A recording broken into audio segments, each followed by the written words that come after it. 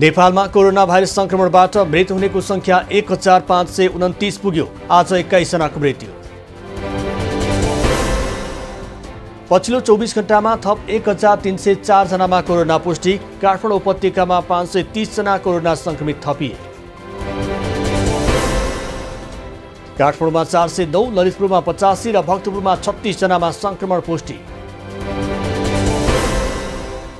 हाल 370 जनाको सघन उपचार कक्षमा र 63 जनाको भेन्टिलेटरमा उपचार हुँदै। पछिल्लो 24 घण्टामा 2073 जना कोरोना मुक्त। नेपालमा कोरोना मुक्त हुनेको संख्या 2,16,594 पुग्यो। वीर अस्पतालका स्वास्थ्य कर्मी तथा कर्मचारीहरू 44 दिनदेखि आन्दोलनमा। मंगलबार चिकित्सा विज्ञान राष्ट्रिय प्रतिष्ठानका पदाधिकारीको कार्यकक्षमा ताला लगाए। सरकारले तोकेको सेवा सुविधा नदिएकाले आफू आन्दोलन गर्न बाध्य भएको संघर्ष समितिको गुनासो। 400 शैय्याको वीर अस्पतालमा अहिले 40 शैय्यामा मात्र उपयोग, 350 शैय्या खाली अवस्थामा। सत्तारूढ दल नेपाल कम्युनिस्ट पार्टी नेकपाको सचिवालय बैठकमा अध्यक्षद्वयको दुवै प्रस्तावमाथि छलफल सुरु। बैठकमा ओली र दाहालका साथै सचिवालयका अरू नेताहरूले समेत आफ्नो धारणा राखे। पार्टीभित्रको विवाद समाधानका लागि छलफललाई निरन्तरता दिने, कुनै पनि हालतमा पार्टी फुट्न नदिने प्रतिबद्धता।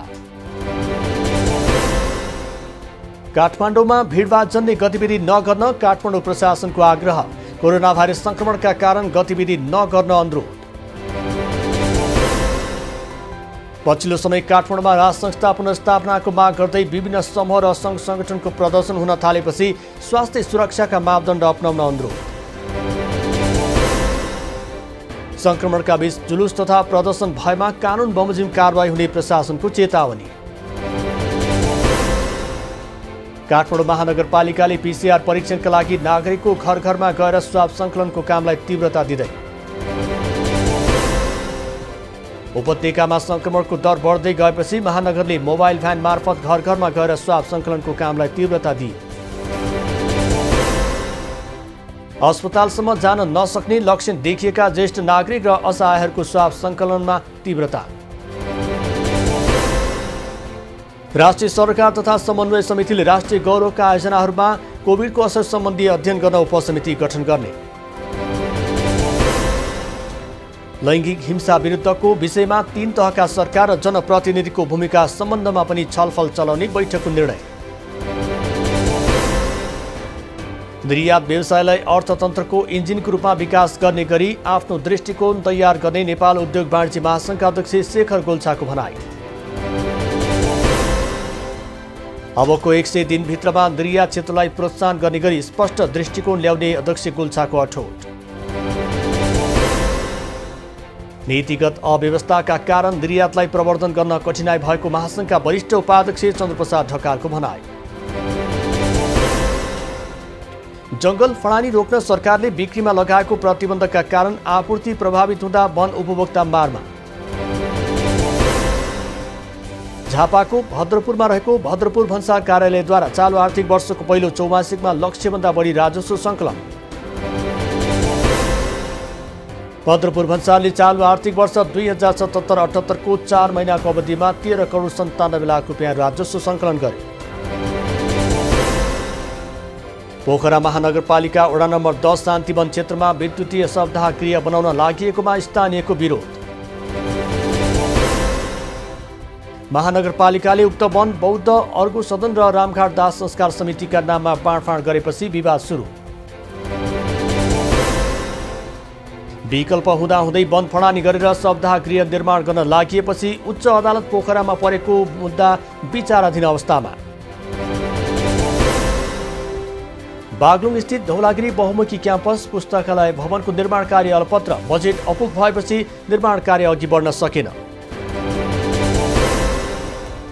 संहितालाई संस्थागत गर्न स्थानीय तहको भूमिका महत्त्वपूर्ण हुने पोखरा महानगरपालिकाका प्रमुख मानबहादुर जेसीको भनाई।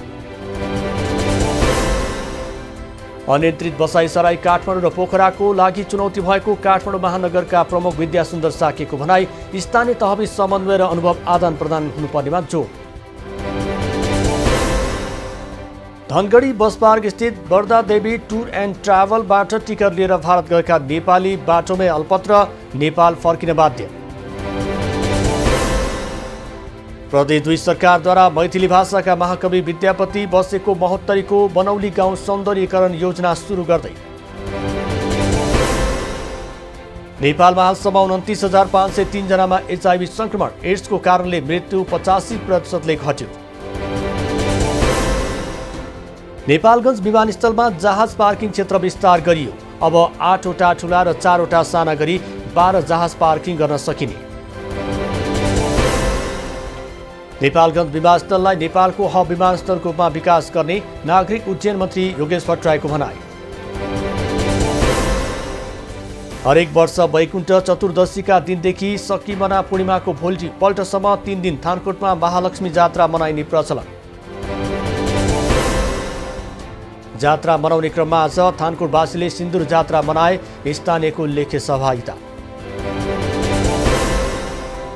ओखलढुङ्गाको चम्पादेवी गाउँपालिका वडा नम्बर 9 को दली डाँडामा सामुदायिक स्वास्थ्य इकाइ स्थापना।